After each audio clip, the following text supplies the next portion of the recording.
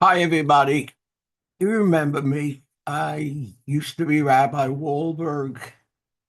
Well, sometimes I still am, and I've been very busy doing nothing, but um, I missed you. So I figure once in a while, when there's an important issue, we ought to stay in touch. And there is an important issue everybody's talking about. Did the President of the United States, Joe Biden, do the right thing when he pardoned his son Hunter? In a recent poll, 50% of the people said they disapproved of what Biden did. 34% approved.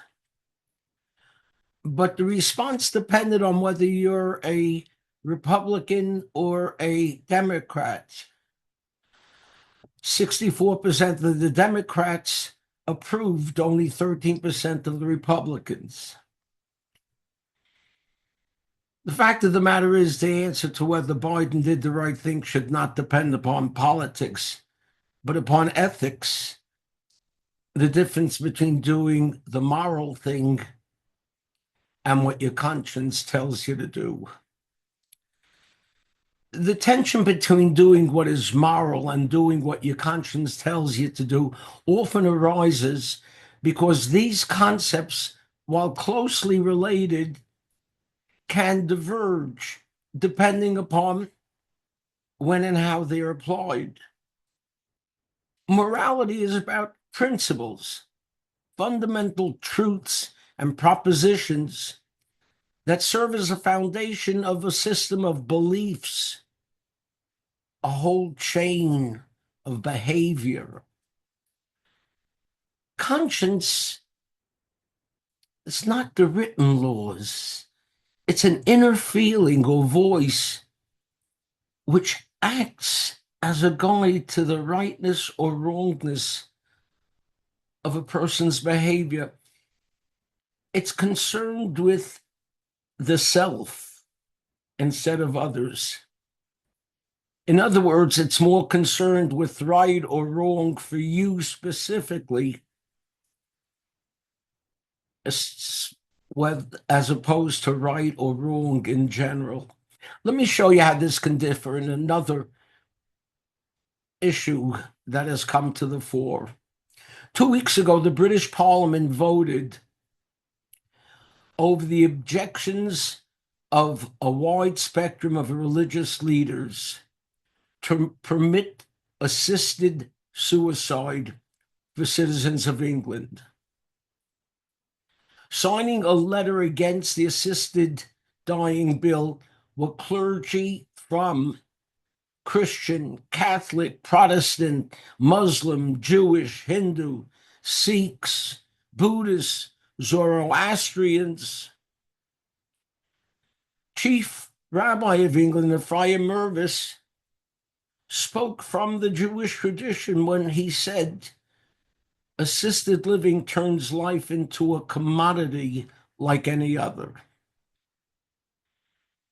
Now, all these religious leaders are speaking on the basis of biblical, ethical traditions that have been the basis of moral principles down through the ages.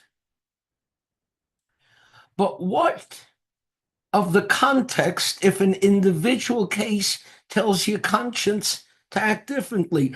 I've sat many times with sons or daughters, or with parents or children, or with husbands or wives at moments when choosing life was not such a simple choice. At moments when choosing life was far from self-evident.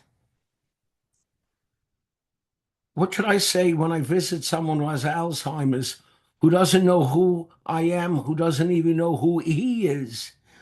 What should I say to him?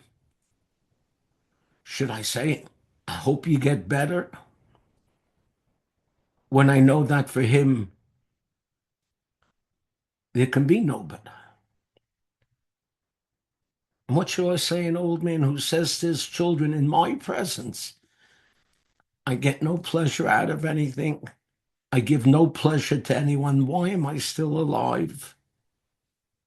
And his eyes beg, Do you love me so little that you would force me to live like this? What should I say to this old man? Hang in there. This week's Torah portion of Vayishlach explores a whole series of moral and ethical themes and conflicts. The central story tells of Yaakov preparing to meet Esav after years of estrangement. Yaakov fears Esav's vengeance for having taken the birthright and blessing years earlier.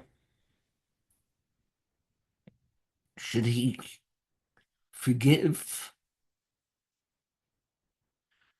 What about the moral principles of repairing relationships? On the other hand, Esav has threatened to kill Yaakov. Jacob's conscience, beware. Yaakov tries to find the middle ground. He sends gifts, morally proper, and he divides his camp for war. His conscience tells him, protect yourself. Later in the Torah reading, there's a story of Dinah, all sorts of ethical questions. After Shechem assaults Dinah, her brothers Shimon and Levi retaliate by massacring the men of Shechem. This raises questions. Did they do the right thing? Yaakov condemns their actions as excessive, sparkling a debate about proportionality and moral leadership. The same debate is going on today regarding Israel. The people of Israel confront this very same question when they're accused of disproportionate response to Hamas terrorists. Is Israel's response a moral one? Well, one of the websites I follow put it very well. His headline, "The IDF is not the most moral army. Who cares?" And he writes, a military's goal should not be to win a theoretical contest of virtue. It should be to win the war it's forced to fight as humanely as possible, but ultimately as decisively as necessary. So let's get back to Joe Biden. Did he do the moral thing? I'm not so sure. But he let his conscience be his guide. In announcing the pardon, Biden said, as much as I love my country, I love my son more. If you look into your own heart, he said, I think you will admit that you would have done exactly what I did. I know I would. What about you? If it was your own son? Shabbat Shalom.